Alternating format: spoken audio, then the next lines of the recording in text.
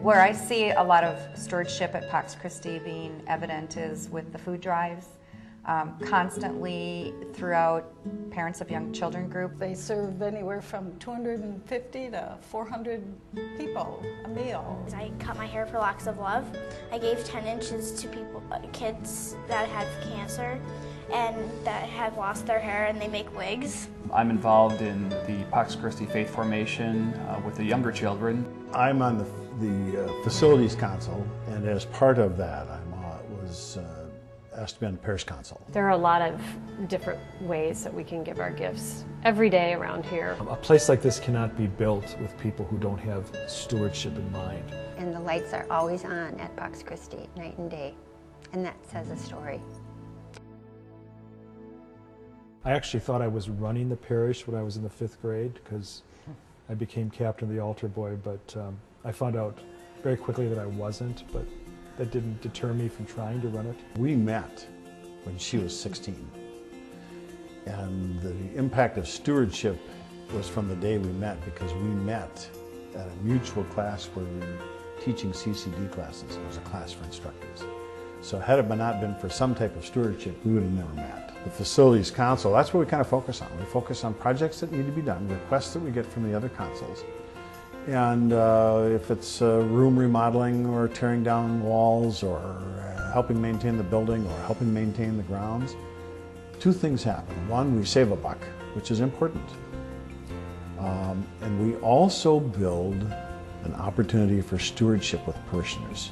And that's the real key. I'm a worker, he's a director kind of person, so we've got different interests. I do Meals on Wheels, communion minister, loaves and fishes. That's my specialty. Ones where you really have to work. Come on.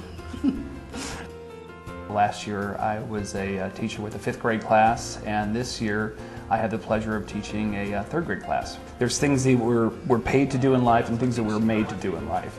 In a spiritual sense, I see that as if we were given certain gifts, if we're great leaders at work, perhaps we'd be a great leader of a certain group at church, or if we're a great teacher, perhaps we can translate those skills into a faith formation class, for instance. It's more than just money. It is time and the talent that you can offer to the church, and you can make a difference. Well, my first memory of stewardship is that when we were of age, we lived a half a block from church, so it was not uncommon for us to be down there all the time. So if something needed to be cleaned up, we'd be going down and cleaning stuff up. I can remember being a child and volunteer. My dad would volunteer for projects over at Christ the King Parish, and he'd haul me along. And you know, in retrospect, those were some of the best times. When your children see you do stewardship at the church, it makes them proud, I think.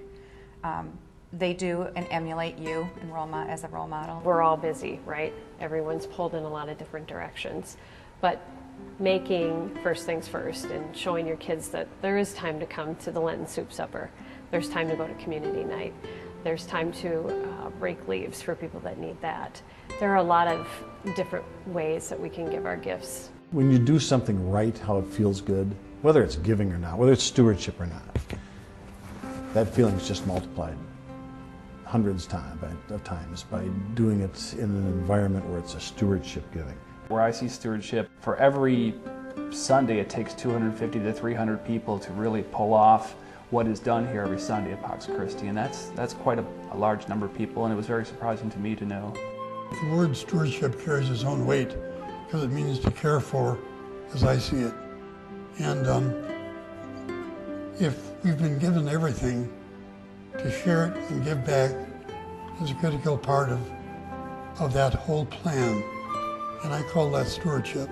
This profound gift of our human life is ultimately going to return back to God and live with God forever.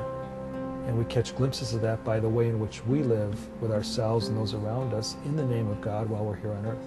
Biblically, in what we're taught to make the most out of the gifts we're given. And we come into this life with nothing and we're to leave with nothing. And so you have to really look during that start and end and say to yourself, what impact can I really make with the gifts I was given? And we can all introspect and look inside of us and find out what can we offer. It's also a way of making a big church feel small and feel like you really belong to it if you step forward and actually, put forth a little effort. And there are so many of us here that a little effort is really all it takes. God made the world, the heavens and the earth, and everything in it, both invisible and visible. I believe that He gave us, as human beings, a free will and an intellect to be His eyes and ears in this world. And that means to take care of it. We're His stewards in this world. Giving back to God has everything to do with gratitude welling up within inside of an individual and saying, wow, I'm blessed. And how can I bless the people around me with the gifts that I have?